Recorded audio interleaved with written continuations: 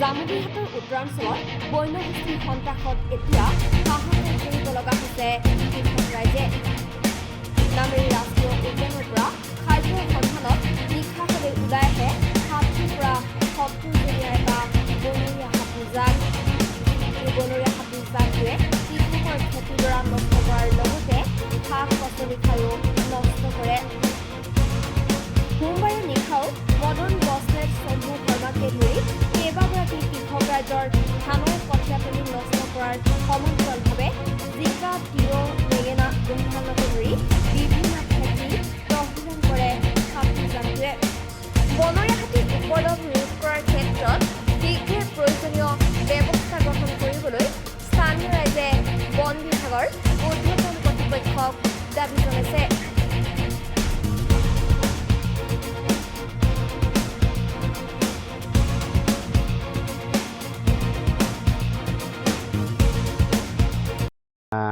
বিশেষ কৰি আমাৰ এই নামেৰিৰ দাঁতি কাষৰীয়া অঞ্চলবিলাক হৈছে শকন বস্তি, আপোনাৰ বালিচাপৰি, মিচিং গাঁও, আজাৰগুৰি, এনেকুৱা ৬-৭টা গাঁৱতো দাঁতি কাষৰীয়া অঞ্চলত লাগি থকা আছে। সেই গতিকে আমি ফৰেষ্ট ডিপাৰ্টমেণ্টক আহ্বান কৰিব বিচাৰিছোঁ যে তেওঁলোকে মাজে মাজে সময়ে কিছুমান শিবিৰখিনি পাতক ৰাইজৰ লগত, যে আমি বোথ দুটা ডিপাৰ্টমেণ্টে পাব্লিক আৰু ডিপাৰ্টমেণ্টটো মিলি পেলাই আমি সমাজত কি ভাল কাম কৰিব পাৰোঁ। ধৰক হাতীৰ প্ৰটেকশ্যনেই হৈছে বা বহুত কাম তেনেকুৱা আছে যে আপোনালোকে আমি মিলিজুলি বহুত কামখিনি কৰিব পাৰোঁ, যে ইয়াৰ বস্তু আজি সমন্বয়ৰ প্ৰয়োজন হৈছে সমাজত। সেই গতিকে হাতীৰ প্ৰটেকশ্যনতো আমি মিলিজুলি ফৰেষ্ট ডিপাৰ্টমেণ্টৰ লগত আমি মিলিজুলি কিবা এটা ভাল কাম কৰিব বিচাৰিছোঁ। আৰু আমাৰ যিখিনি খেতিয়কসকলৰ আমাৰ কঠীয়া বাৰীটো আমাৰ মানে তহিলং হৈছে,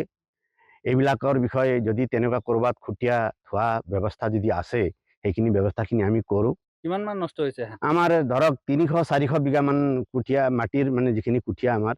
নষ্ট হৈছে। খাটাং হিচাপততো ক'ব নোৱাৰি, কিন্তু আমি ইয়াৰ পৰা চকুৱে দেখা গোটেই হেৰিখিনি কঠীয়া বাৰীখিনি আমি গৈ ৰাতিপুৱা চাইছোঁ, নিৰীক্ষণ কৰিছোঁ, গোটেই ৰাইজ ওলাই পেলাই চব তেনেকুৱাই। এতিয়া ধৰক ৭০ৰ পৰা ১০০টাৰ ভিতৰত আছে যেন পাইছোঁ আমি। হয়, বৃহত্তৰ জাক। আৰু দেখিছোঁ আমাৰ বিদ্যুৎ ডিপাৰ্টমেণ্টকো আমি অনুৰোধ কৰিব বিচাৰিছোঁ যে আমাৰ তাঁৰবিলাক যে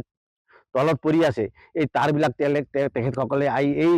য'ত য'ত হাতীৰ হেৰিখিনি আছে ডিষ্টাৰ্ব হোৱা এৰিয়াত আপোনালোকে এই বিদ্যুতৰ তাঁৰবিলাক চাওক। আজি যদি কিবা দুৰ্ঘটনা হোৱা হ'লে আমাৰ গোটেই কমচে কম ৫০ মিটাৰমান তাঁৰটো পৰি আছে। হাতীত শ্বৰ্ট হৈছে আৰু তাঁৰটো পৰিছে। হাতীয়ে এনেকুৱা চিঞৰ মাৰিছে নে গোটেই অঞ্চলটো কঁপি গৈছে। এই হয়,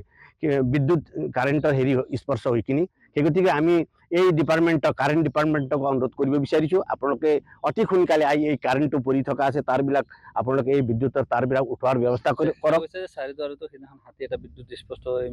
হয়, এনেকুৱা আজি ইয়াত ২-৩টামান হাতী ইয়াতে মৰিলে হয়, কিন্তু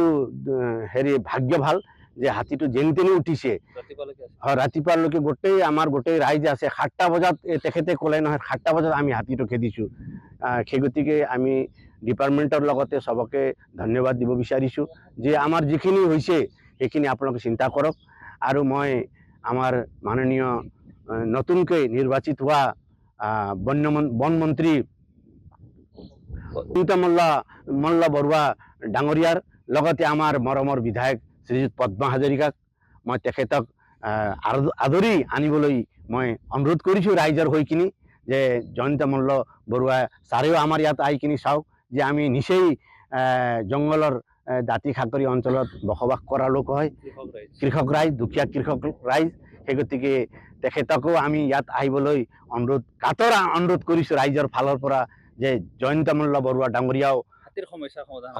হাতীৰ সমস্যাৰ সমাধানৰ কাৰণে তেখেতে আমাৰ ইয়াত আহক। সেই গতিকে সেইখিনি কামনা কৰি অতি দুখেৰে ক'বলগীয়া হৈছে। অথনিও ক'লোঁ মই যে আমাৰ মানে ইফালে কঠীয়াটো যথেষ্ট নষ্ট হৈছে। মোৰ মাত্ৰ নহয়, আমাৰ প্ৰায় ১২-১৫জন খেতিয়কৰ এনেকুৱা হৈছে যে মূৰত হাত দিবলগীয়া হৈছে আৰু ক'বলৈ একো নাই। বহুত যথেষ্ট চবৰ মিলাই কিনি আমাৰ নাই হ'লেও মানে ৩৫-৪০ টিন ধানৰ কঠীয়া একেবাৰে নষ্ট। সেই গতিকে আমি বিধায়ক মহোদয়ক অনুৰোধ কৰোঁ যে আমাৰ বন মন্ত্ৰী আছে, বন মন্ত্ৰী দেৱক লৈ তেখেতে আহি কিনি আমাৰ এই অঞ্চলটো একবাৰ তেখেতে যদি দেখা দিলে কি কেনেকা ক্ষতি হৈছে গম পালে হয় কি কওঁ আৰু আমাৰ এনেকাই মানে এইটো এই যে ঘটনা এতিয়াৰ মাত্ৰ আমি ৰাতি শুব পৰা নাই আমি গোটেই ৰাতি আমি আছো যদি আমাৰ লগত ফৰেষ্টৰ মানুহ 2-4 জন থকা হলে আমি বহুত সুবিধা পালো হয় ইমান ক্ষতি হ'ব নোৱাৰিলে হয় আমি অলপ আগতীয়াকে হাতীটো সাইড কৰিব পাৰিলো হয় কিন্তু আমাৰ লগত খাদন নথকাৰ কাৰণে আমি উপায়হীন আমি একোৱে কৰিব নোৱাৰিলো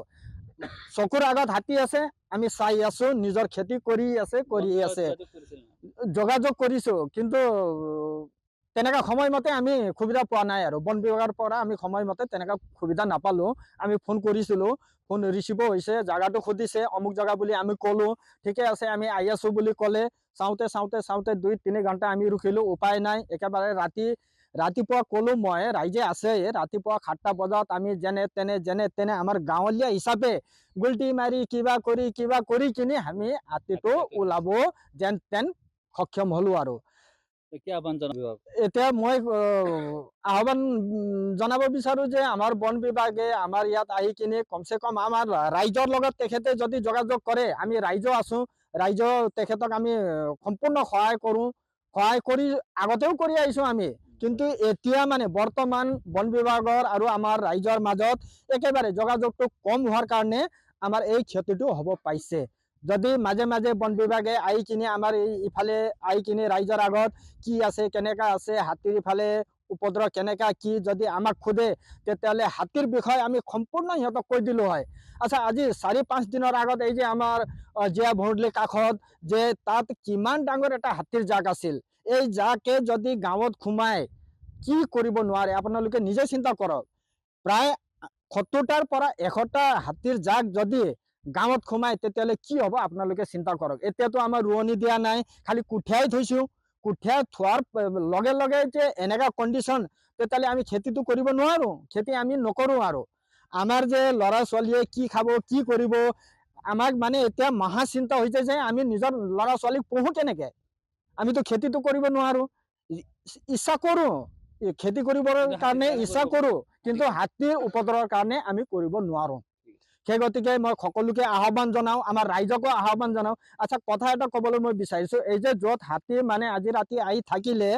তাৰ ওপৰত মানে 440 এটা লাইট আছে এই লাইটৰ তাৰ মানে দুটাকে তাৰ ডাল প্ৰায় 100 মিটাৰ মান তাৰ ডাল পৰি আমি নিজে চিন্তা কৰিছো যে এই তাৰ ডাল হাতীৰ ওপৰত মানে লাগিছে লাগি কিনি হাতী প্ৰায় তাত পৰিছে প্ৰায় 1-1.5 ঘণ্টা 2 ঘণ্টা মান হাতী তাত পৰিছে একেবাৰে হাগা মুতা সব বাগান নষ্ট কুঠিয়া নষ্ট তেনেকা মানে হাতীও মানে বিদ্যুৎ স্পষ্ট হৈ কিনি এটা হাতীটো আমি ভাবিছো যে হি মানে নাথাকে নেকি ইমান মানে ইনজৰ্ড হৈছে আৰু আমি নিজে নিজ চকুৰে দেখিছো বিদ্যুৎ বিভাগকো আমি আহ্বান